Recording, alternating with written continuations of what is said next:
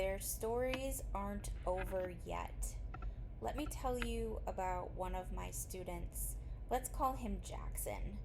Jackson had a lot of adverse childhood experiences stacked against him, at least as many as we know. He experienced physical neglect in his home. He wasn't cared for physically with enforcement of getting enough sleep, making sure that he had enough meals, also personal hygiene. He also experienced emotional neglect. His parents were not able to connect with him, and partly because he also was a child of divorce, so he was constantly having his routine disrupted, going back and forth between his parents' homes. And I could always tell when he was staying with one parent or the other, depending on how he was when he came to school. So, Jackson came to a new school where I taught last year with a lot of needs as an incoming fifth grader. Some of his needs were really basic, like he needed a bag lunch, he needed to sleep. He also needed self regulation skills, partly because Jackson has autism, and partly because he's experienced trauma, and so physiologically and neurologically, his brain has been impacted by those adverse childhood experiences. So he needs help with self regulation. Because of all of these things, like his basic needs and his ability to self regulate, Jackson struggled with academic work completion in my classroom. And there were many times when he would be triggered into a fight or flight trauma response by things that were, to me, very unpredictable. So, my response, my intervention, because I decided that Jackson's story wasn't over yet as a fifth grader, that there were things that I could do as an educator to respond to his story and to his trauma. I first started with responding to his basic needs.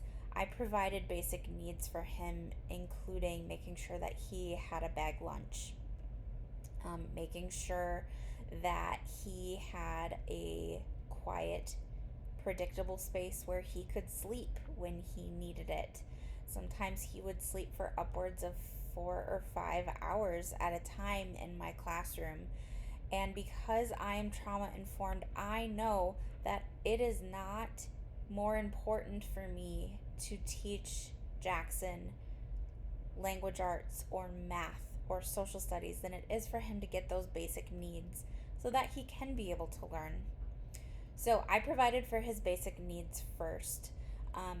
Next, once those basic needs were met, I also made sure to help support him with his self regulation so that he could be more able and ready to learn. So I gave him breaks. I helped support him with co regulation.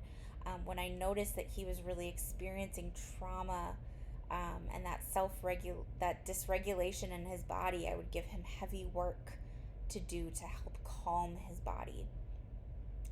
When it comes to his academic work completion, I put that academic work completion on the back burner until his basic needs and his self regulation was first met so that he could be ready to learn.